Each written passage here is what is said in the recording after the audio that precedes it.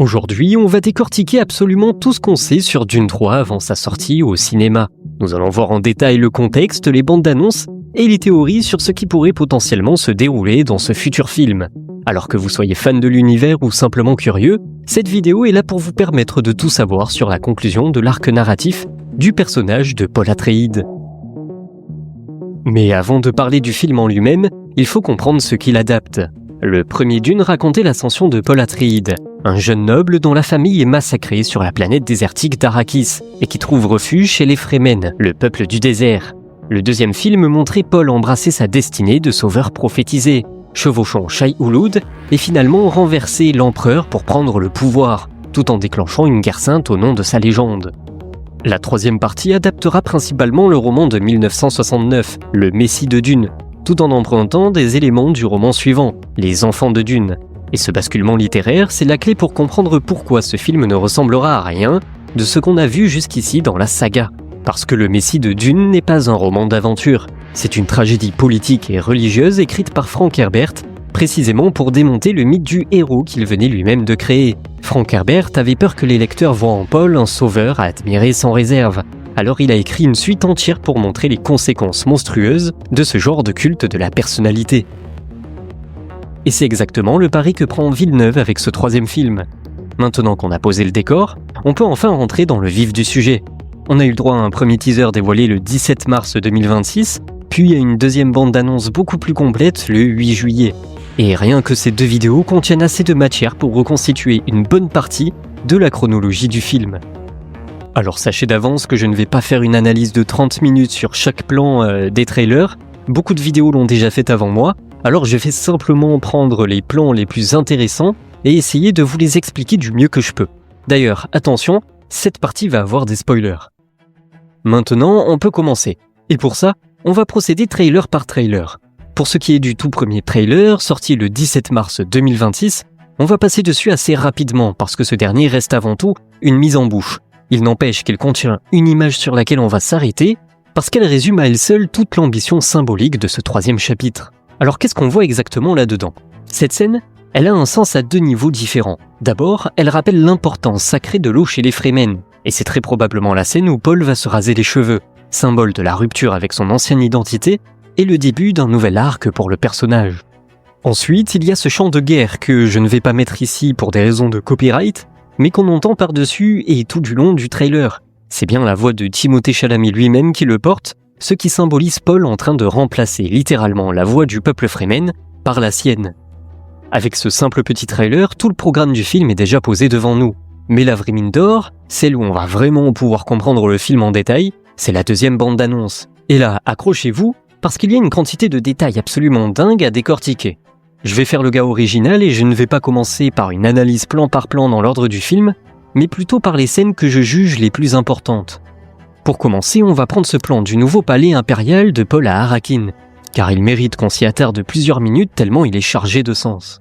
Son architecture prend la forme d'une pyramide totalement inversée, la pointe en bas et la base immense tout en haut. C'est l'exact opposé de la tente pyramidale classique qu'utilisait l'ancien empereur Shaddam IV.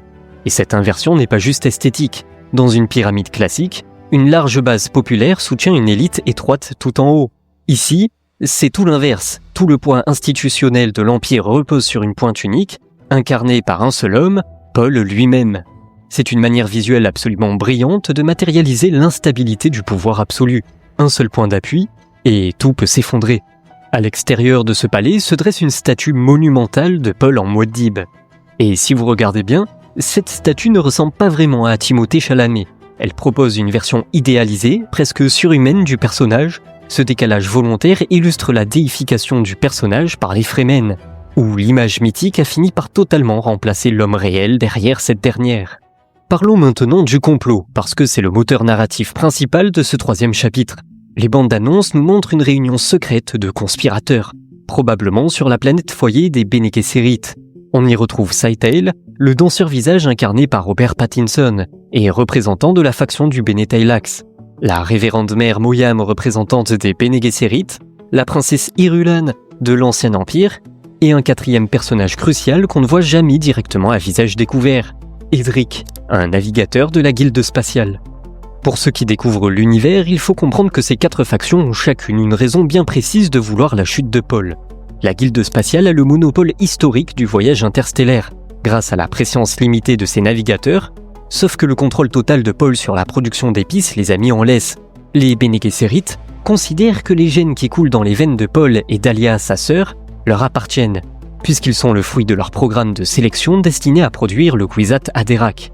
Or, Paul est arrivé une génération trop tôt dans ce plan, précisément à cause du choix personnel de Dame Jessica d'avoir un fils plutôt qu'une fille comme on lui avait ordonné, ce qui a fait dérailler des siècles de manipulation génétique.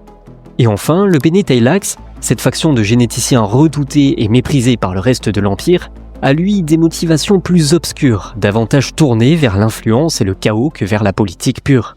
Le cœur du complot, c'est évidemment le retour de Duncan Idaho, ou plutôt, de ce qui ressemble à Duncan Idaho. Le personnage incarné par Jason Momoa s'appelle en réalité Eight. C'est un Ghola, c'est-à-dire un être régénéré génétiquement par les Bene Tleilax à partir de cellules prélevées sur le cadavre du vrai Duncan Idaho, mort en sacrifiant sa vie pour sauver Paul dans le tout premier film. Il est offert à Paul par la Guilde spatiale sous couvert d'un présent diplomatique, exactement comme au tout début de la saga, où Arrakis elle-même avait été offerte à la maison Atreides comme un cadeau empoisonné. C'est un thème qui traverse toute l'œuvre de Frank Herbert. Qu'est-ce qu'un cadeau quand il n'en est pas vraiment un ?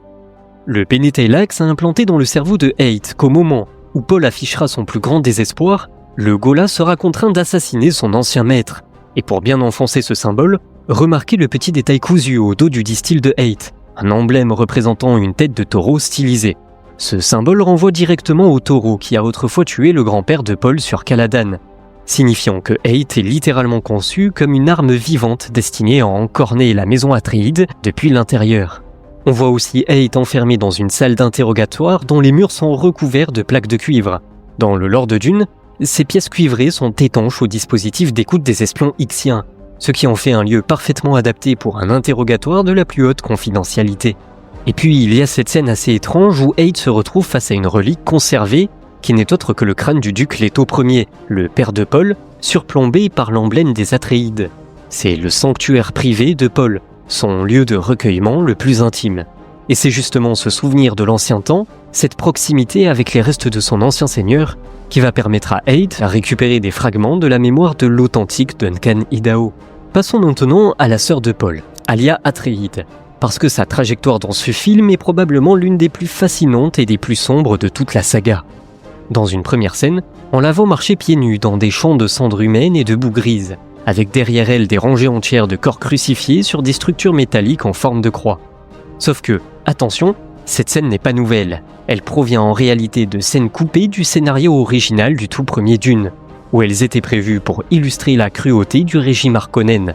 Le fait que Villeneuve les réutilise ici, mais cette fois pour montrer le régime de Paul lui-même en train de punir les rebelles et les hérétiques à travers tout l'Imperium, nous fait clairement comprendre que le nouveau régime religieux instauré par Muad'Dib est en train de devenir exactement aussi cruel que celui qui l'a renversé. Une autre scène aussi impressionnante, c'est celle de Shani, avec un ver des sables qui charge droit sur elle. Cette scène évoque directement le personnage de Chiana qu'on découvrira dans les romans bien plus tardifs de la saga, une figure dotée d'une connexion spirituelle unique avec Shai-Hulud. Mais surtout, dans l'intrigue du complot, cette scène pourrait bien représenter la tentative des conspirateurs de capturer un ver vivant pour tenter de démarrer un nouveau cycle de production d'épices sur une autre planète.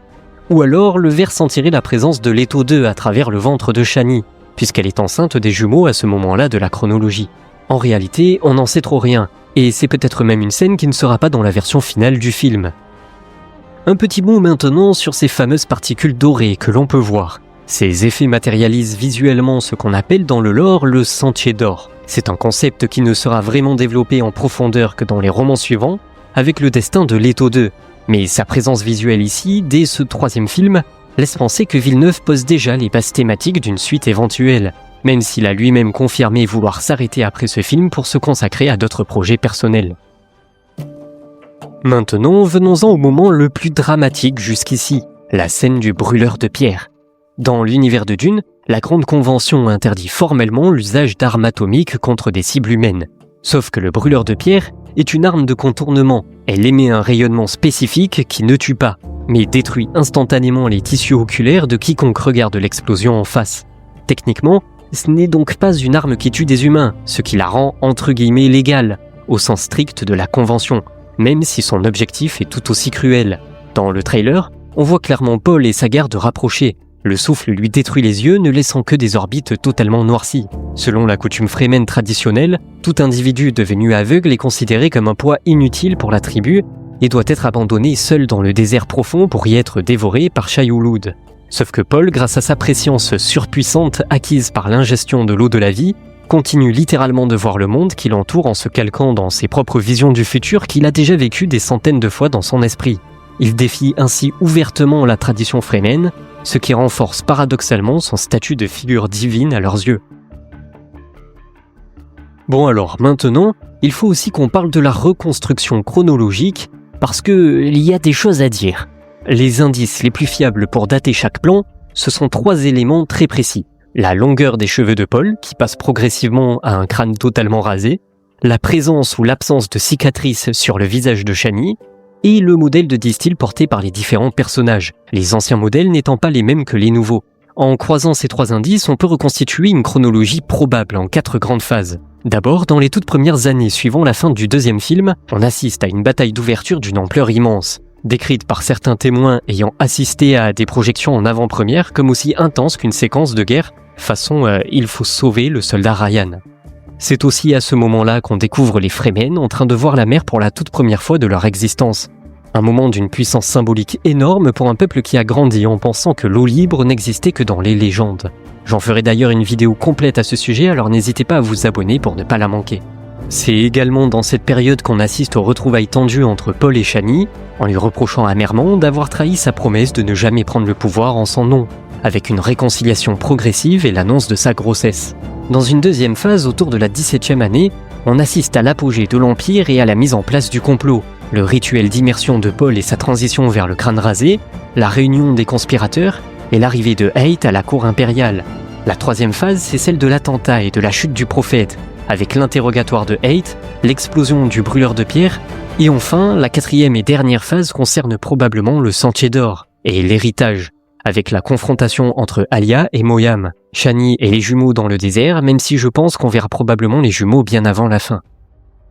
D'ailleurs, en parlant de Chani, il faut savoir qu'il y a un mystère autour d'elle, et c'est peut-être l'élément le plus fascinant à décortiquer avant de passer à la partie théorie. Certaines scènes montrent une Chani amoureuse, tendre, d'autres montrent une Chani hostile, froide, presque méconnaissable dans son ton. Dans l'une de ces scènes les plus troublantes, elle demande à Paul ce que ça fait d'être humain comme n'importe quel autre habitant de la galaxie. Mais elle s'adresse à lui en utilisant son nom formel, Paul Atreides, plutôt que son nom Fremen intime, Uzul. C'est un indice extrêmement fort suggérant que cette version de Chani n'en est peut-être pas vraiment une. Clin d'œil, clin d'œil. On peut donc passer au moment que vous attendiez sûrement le plus, les théories. Alors attention, ici on rentre dans un terrain beaucoup plus spéculatif, donc gardez toujours en tête qu'il s'agit uniquement d'hypothèses construites à partir d'indices, pas de certitudes. La théorie la plus solide et la plus largement partagée par la communauté, c'est que plusieurs de ces scènes contradictoires impliquant Chani ne mettent en réalité pas en scène la vraie Chani, mais Scytale, le danseur-visage. Un danseur-visage est capable de se métamorphoser en n'importe qui, son visage et sa voix pour imiter parfaitement n'importe quel individu. L'hypothèse, c'est que Scytale utiliserait l'apparence de Chani pour tourmenter psychologiquement Paul et le pousser soit à une faute politique fatale, soit carrément au suicide. Et le détail du nom formel employé dans cette scène de dialogue vient justement appuyer cette théorie de façon presque trop évidente pour être un hasard. On voit d'ailleurs à un moment un plan où quelqu'un ramasse dans le sable l'écharpe bleue de Chani, celle qu'elle laisse s'envoler au vent aux côtés des jumeaux. Un geste symbolique de son détachement progressif vis-à-vis de Paul. Si ce n'est pas Paul qui la ramasse, mais Scytale, alors on comprend immédiatement comment le danseur-visage a pu obtenir toutes les informations nécessaires pour se faire passer pour elle par la suite. Ce foulard bleu a vraiment une importance capitale et a beaucoup de sens dans l'histoire, mais j'en parlerai aussi en détail dans une future vidéo. Deuxième grande zone de spéculation, la fin du film. Dans le roman original, Paul, après avoir perdu la vue et vécu la disparition tragique de Chani lors de l'accouchement des jumeaux, refuse catégoriquement de suivre le Sentier d'Or, terrifié par la monstruosité que cette voie exigeait de lui. L'empereur aveugle s'enfonce alors dans le désert profond, laissant son empire entre les mains de sa sœur Alia, nommée régente, et laissant à son fils Leto II la lourde tâche de poursuivre la transformation de l'univers qu'il a lui-même initié. c'est la fin canonique du roman. Mais est-ce que Villeneuve va s'arrêter précisément là, ou est-ce qu'il va pousser plus loin, jusqu'au retour de Paul en tant que prophète errant, et éventuellement jusqu'à sa mort? Un fil narratif qui appartient techniquement déjà au 3e roman, Les Enfants de Dune. C'est une question ouverte et honnêtement, personne ne peut y répondre avec certitude avant la sortie en salle.